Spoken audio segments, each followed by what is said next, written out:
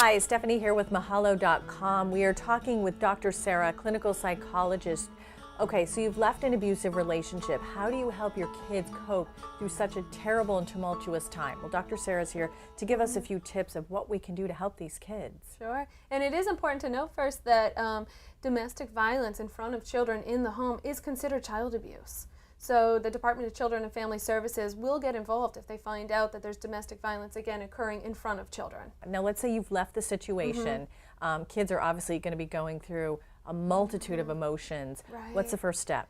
Yeah, really talking to your child about what is going to happen, what is the next step. For a child, there's a lot of unknowns here. They may be leaving, their environment, their home, their school. If you're heading into a shelter, you may be going in to live with somebody else. Depending on the circumstances, the child's going to feel very confused. And they need to have reassurance that, it's not their fault, there's nothing that they could have done differently, but also to get an idea of what is going to happen next. Where am I going to go live? Am I going to go to my school? Am I going to see some of my old friends again? Who is going to be involved? And again, safety is a big issue too. Reassuring your child that you may be leaving a situation because you need, your child to be safe. And that's going to be the primary focus. How do you minimize the chaos on their life? It seems almost impossible to do that.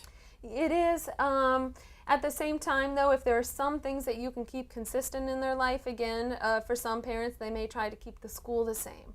That can be very helpful for a child. So even if their home environment is changing, at least they're going into the same school situation and they still have their same friends and something still feels familiar to them.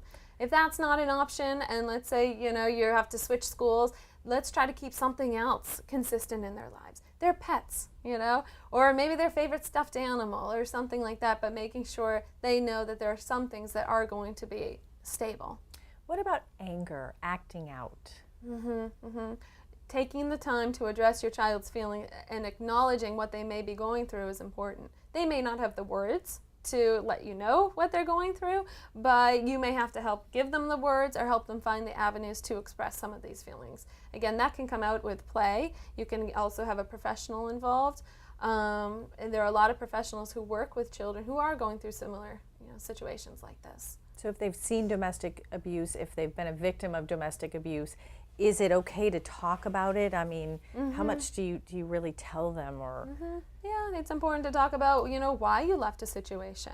As the parent, again, the safety and the respect factors, and remembering that as a parent, you're modeling for your child what relationships should look like and what they should feel like.